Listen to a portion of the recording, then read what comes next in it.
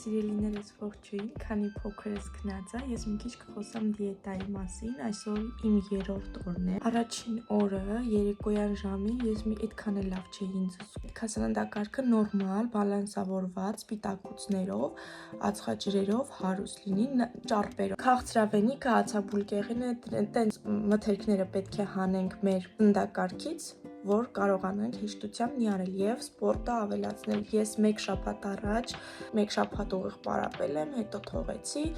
Հիմա այսքանի օր ասում եմ սկսեմ, բայց դեռ իմ վրա չեմ կարող ուժ գտնեմ, որ առավոտյան գոնե 20 րոպե տրամադրեմ պարապելու ֆիզիկական վարժություններին, բայց ինչ առաջին օրը ինձ այդքան էլ լավ չի զգում, երկրորդ օրը երեկոյան ժամին, երբ որ ուտում եք, այդ ուտում եք, թե ոչ, ոնց է ձեզ մոտ։ Այսօր 3-րդ օրն է, դեռ ես բան չեմ կերել, ժամը 7-ն է առավոտյան, ասեցի ճուտս քնած է, շուշուտ վիդեո անեմ,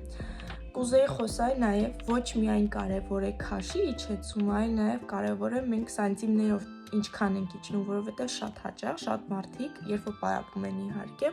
սանտիմներով ավելի շատ են իջնում, քան քաշով։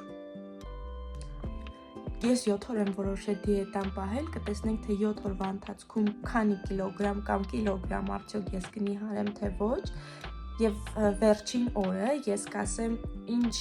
զգացողություններ ունեի այս 7 օրվա ընթացքում, կկիսվեմ ձեզ հետ եւ կկիսվեմ նաեւ քաշիս անկումո ինչպես ամեն օր եմ կիսվում, ամեն օր ցույց կտամ, գիտեմ այսօր ինձ կհավաքեմ, կկարողանամ պարապել թե ոչ,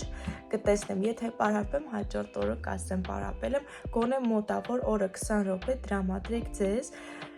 Սա ինձ էլ եմ ասում, որ